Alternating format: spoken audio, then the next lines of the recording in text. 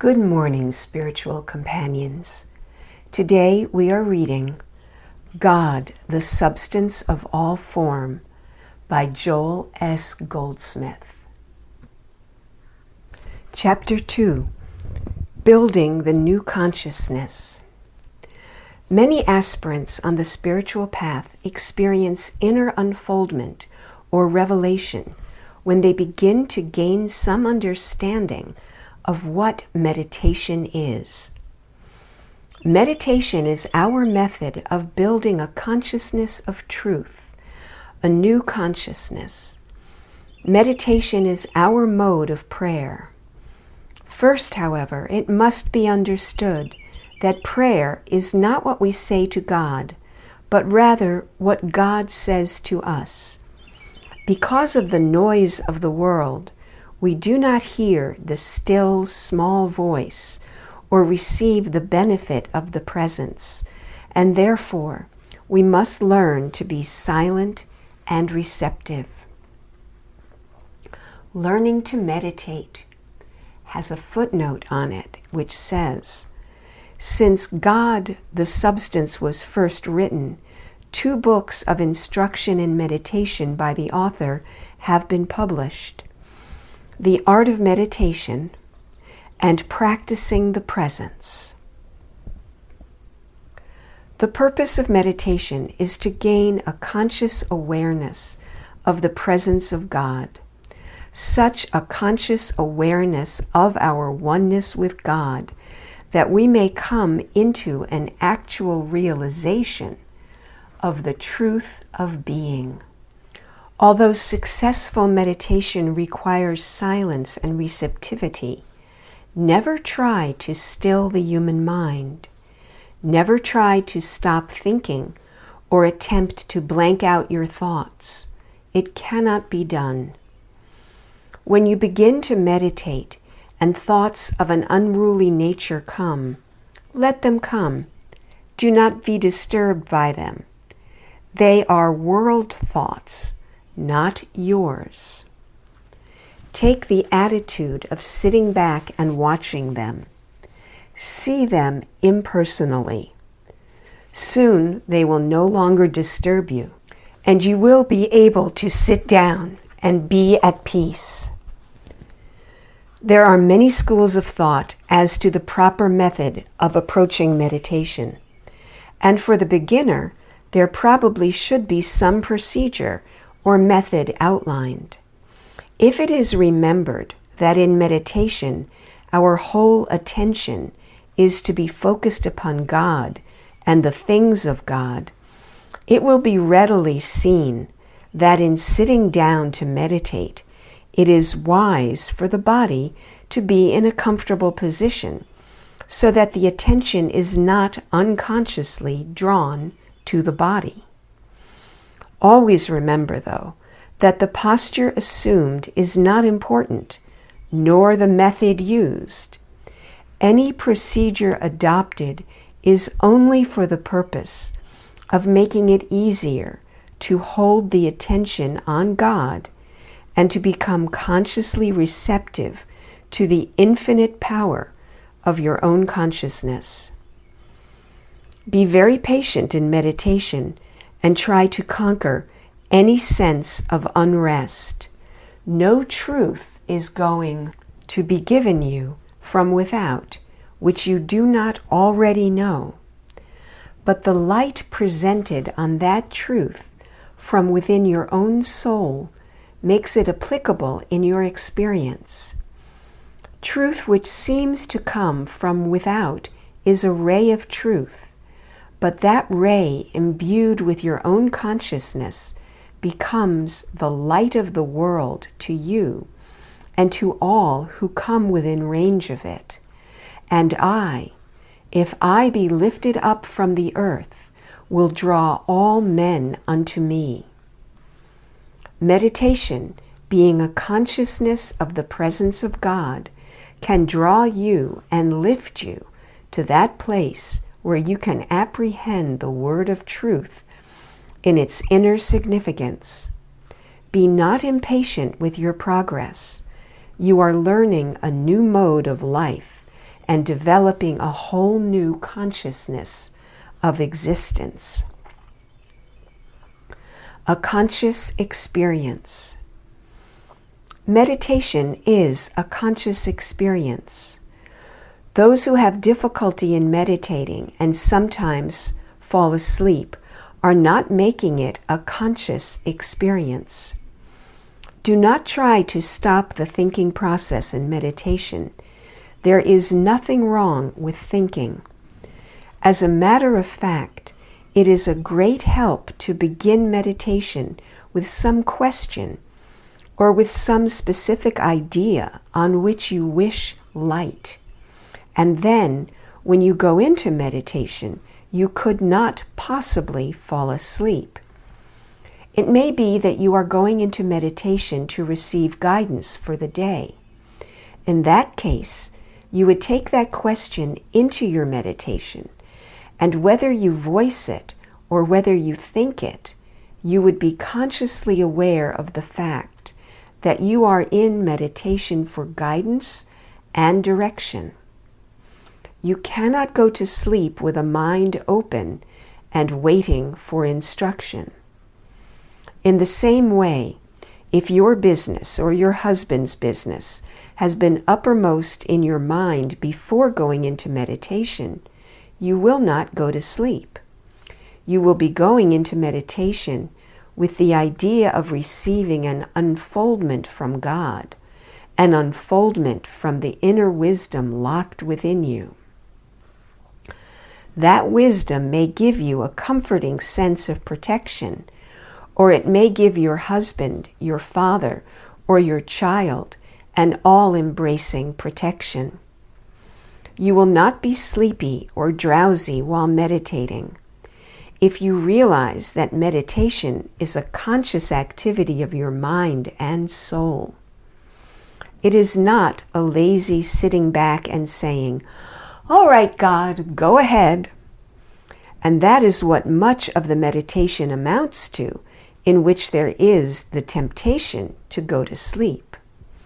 The student drifts off into sleep while he is in meditation only because he does not realize that he should constantly be alert for some inner guidance, alert to hear the voice of God. He should go to his inner self with attention focused on some specific truth and then wait for God to reveal himself. Here I am, Father, alert and awake for thy guidance. Sleep as a resting in consciousness. In this work, I have found that the closer we come to the spiritual sense of existence, the less sleep we need. Speaking not only from my own experience, but also from the experience of others working for any length of time on this path, it has been found almost an impossibility to sleep continuously for 8 hours. It may be that we will sleep 8 hours out of the 24 if we have the opportunity, but seldom is it possible to sleep for 8 consecutive hours. After 2 or 3 hours, we awaken and are awake for a period in which some unfoldment comes, or a sense of peace or harmony, depending on how the period of wakefulness is treated. If this waking period is fought, however, and the effort is made to go back to sleep, it cannot be of much benefit. But if this wakefulness is accepted as an activity of divine wisdom, and there is a willingness and sufficient patience to let that wisdom disclose and reveal itself, it will be found that the waking hours in the middle of the night are the most beneficial ones of the entire 24.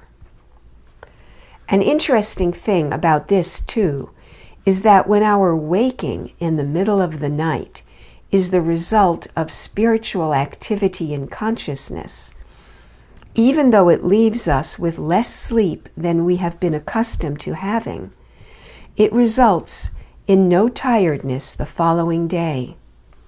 I have watched this for many years, and from my own experience, as well as that of businessmen and women, housewives, and people from all walks of life, I know that as soon as this spiritual activity begins to result in wakeful periods at night, which are accepted joyfully as opportunities for the unfoldment of peace and harmony, the following day is filled with an awareness of the divine spirit rather than with any sense of weariness. Those who are on this path need very little sleep for any activity required of them. This is because it is possible to derive all the benefits of sleep while still awake. Sleep is really but a mild form of death or unconsciousness. It is a loss of consciousness, and that is next door to death itself, or at least only one step removed. Sleep, however, from the standpoint of spirit, is not a state of unconsciousness, but is a resting in consciousness. Thought is filled with spirit, with spiritual awareness, with an actual sense of the Spirit of the Christ, and this causes a person to be wide awake, vital, alive, almost electric. You see, what we are doing in this work is actually contacting the Spirit of the Christ, the Spirit which is God, and that makes a person vital and dynamic. Sleep has nothing to do with that aliveness, but rest, resting in consciousness, has a great deal to do with it.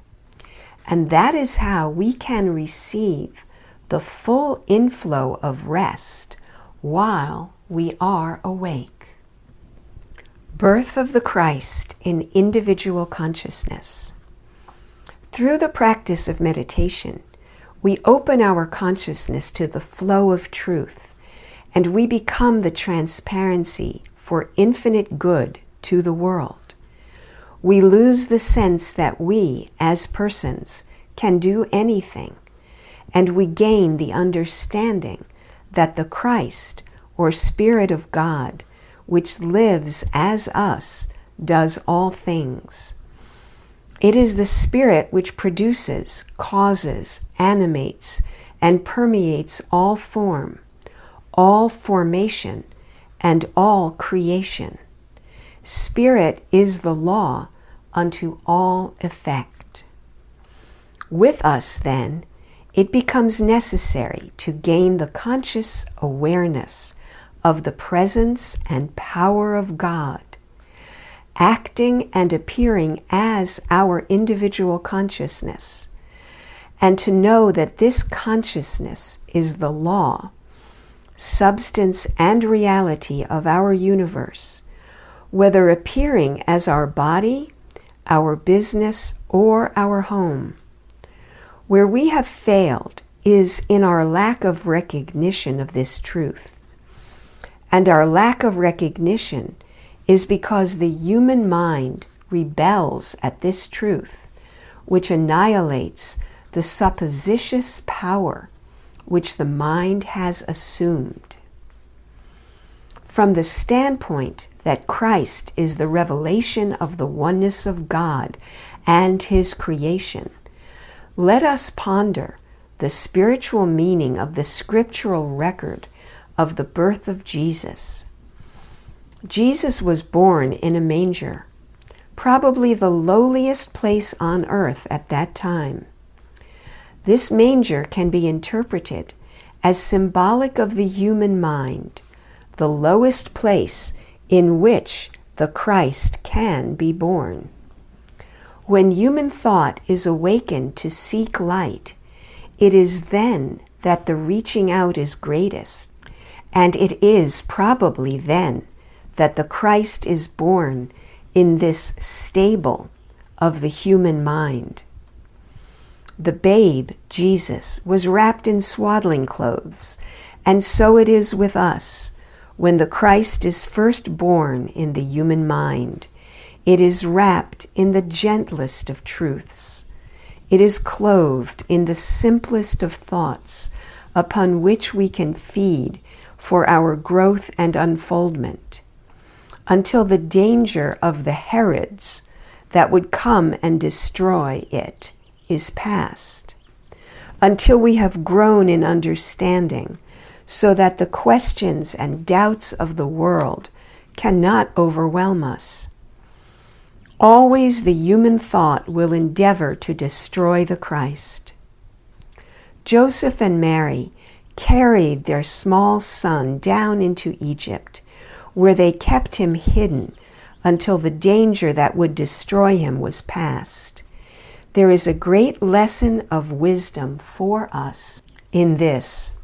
We too must hide this gentle truth, not showing it forth in words, but only in effect.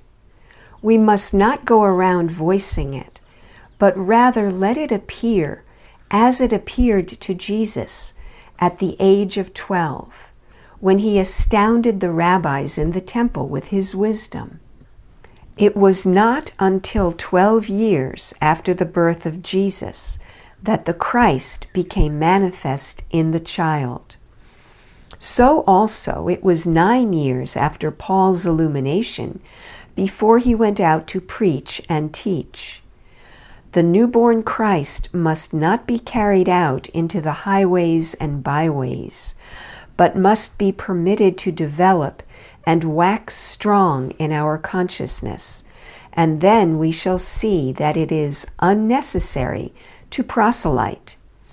The world will always resist the teaching of oneness, omnipresence, and omnipotence, but when the presence of Christ has been felt, we can then speak of it without fear of losing it. It is better to keep this truth within our own being and let it become visible to the world through the results, rather than to go out and preach it. It is surprising how the world senses what is going on without our speaking about it. The very Christ, the very Spirit of God, is manifest as the peace of our being, as the prosperity of our purse, and as the joy in our faces. It is then that the world recognizes that we have something, and it is then that the healing work takes place without taking thought. Not by might nor by power, but by my Spirit, through the peace of mind that we have found. It is through meditation that we develop a conscious awareness of the presence and power of God, and we feel that presence with us all through our days and nights, guiding and protecting. The object of our work is the realization that I and my Father are one, and that where I am, God is. When this realization is attained, it makes no difference what picture is presented. There is a presence and a power instantly available to me. Where I am, God is, and therefore the place whereon I stand is holy ground. Whither shall I go from thy Spirit, or whither shall I flee from thy presence? If I ascend up into heaven, thou art there. If I make my bed in hell, behold, thou art there. Even though I make my bed in hell, this presence is there. It may be trouble, sin, disease, lack, or limitation. The nature of the picture makes no difference, because my remembrance always is. Thou art here. and consequently this is holy ground.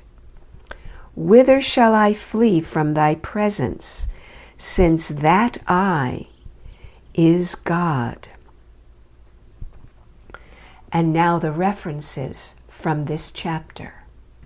John 12:32, Zechariah 4:6, John 10:13, Psalms 139:7-8.